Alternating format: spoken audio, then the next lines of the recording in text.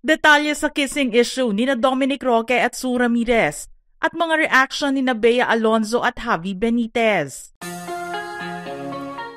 Naging laman ng iba't ibang social media platforms ang naganap sa bakasyon ng aktres na si Sue Ramirez at aktor na si Dominic Roque habang parehong nagbabakasyon sa Siargao noong nakaraang linggo. Isang video kasi ang biglang kumalat sa internet na nagpapakita na nagkakasiyahan ang dalawa kasama ang ilang mga kaibigan sa bar. Pero laking gulat na lang nang biglang magsimula ang isang dare o drinking game sa kanilang grupo, kung saan ang matatalo ay gagawa ng isang dare. Ito ay isang katuwaan sa grupo ng mga magkakaibigan. Ngunit hindi naman akalain na magiging simula pala ito ng isang malaking kontrobersiya na kailangan ng linaw mula sa panig ng mga artistang sangkot. Makikita kasi sa video ang paglapit ni Sue kay Dominic na naupo sa kanyang tabi at doon ay nagsimula silang makitang naghalikan sa lips. Sa anggulo ng video ay makikitang tila may ibinulong sila sa isa't isa, pero kalaunan ay nauwi ito sa halikan. Matapos ang short but tender kiss nila sa lips, nakita ang gesture ni Sue sa pamamagitan ng kanyang balikat na tila nagsasabing they kissed. Nang ilabas sa internet ang video na ito, naging tampulan na ito ng iba't ibang mga reaksyon at pinag-usapan na ito na naging trending topic din sa social media. Maraming gustong makaalam kung may relasyon na nga ba sina Sue Ramirez at Dominic Roque. Sa kabila ng mga lumabas na usapin tungkol dito, ang matagal nang hinihintay na pahayag ni Victorias City Negros Occidental Mayor Javi Benitez ay sa wakas nakuha na rin ng mga netizens. Nag-post kasi siya noong isang araw ng paglilinaw tungkol sa mga isyong umiikot ngayon sa aktres na nakilala rin bilang long-time girlfriend niya. Anya sa kanyang Facebook post, "For the last 5 years, as in Daisu and Toto Javi, two Negrosanons from different worlds, we built a world of our own. It was full of love, dreams, laughter, and all the ups and downs in a relationship where you shared your life with someone. There were no outside forces, just two hearts finding their way together. 4 months have passed since our paths quietly and respectfully went their separate ways. I look back with so much gratitude for the smiles, the laughter, and all the little joys we shared. Sue is a beautiful soul, a gem in the entertainment world, a true talent who showed me that love can be both fierce and gentle. I wish her nothing but happiness and the love she deserves. Here's to those good times, held close to my heart and to the grace of whatever lies ahead. I hope she continues to share her God-given talent with many more, touching lives as she has touched mine." Inihayag ni Javi na walang namagitang masamang tinapay sa kanilang dalawa ni Sue at malaki ang pasasalamat niya sa aktres dahil ipinakita at ipinaramdam niya sa kanya ang pagmamahal at pagiging totoo ng isang tao sa likod ng mga camera na nakasanayan na niya noon pa.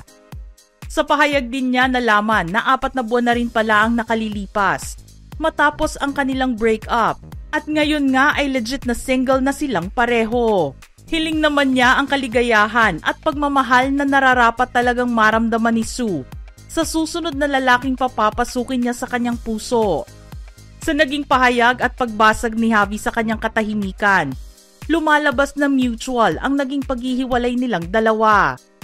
Marami nga lang sa mga fans ang nanghihinayang nang malaman nila ang sinapit ng relasyon nila na inakala ring mauuwi sa pagpapakasal. Ngayon nga ay kumpirmado na ang breakup ng dalawa dahil noong 1 buwan lang din ay pinag-usapan at maraming lumalabas na chismis na nagsasabing hiwalay na sina Sue at Javi.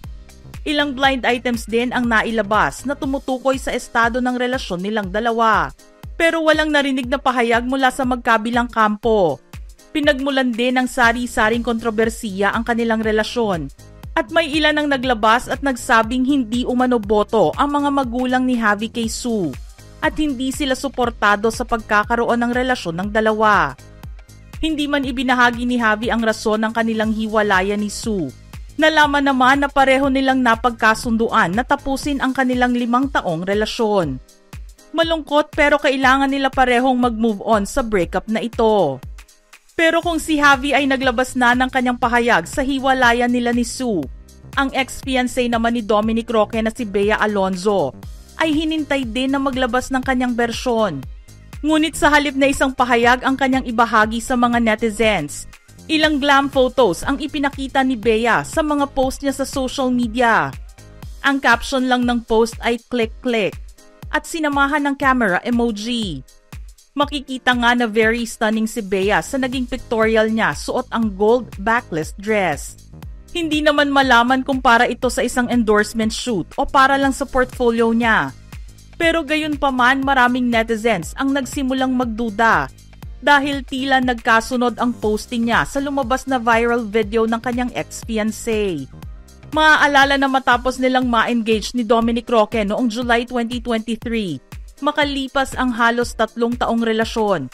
Ang kanilang controversial breakup naman ang pinag-usapan.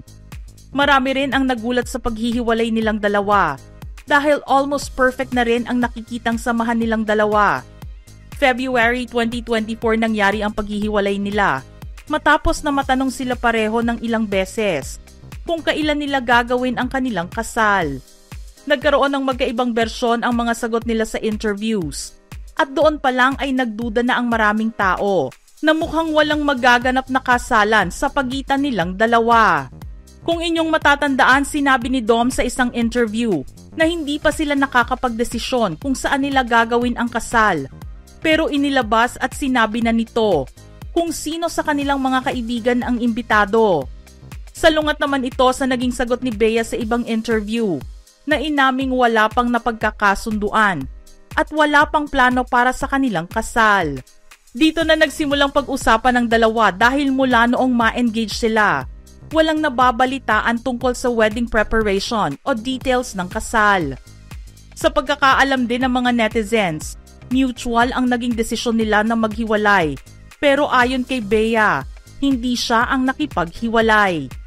Ito ang naging simula ng talakayan tungkol sa background ni Dom na hindi naman gaanong visible sa showbiz.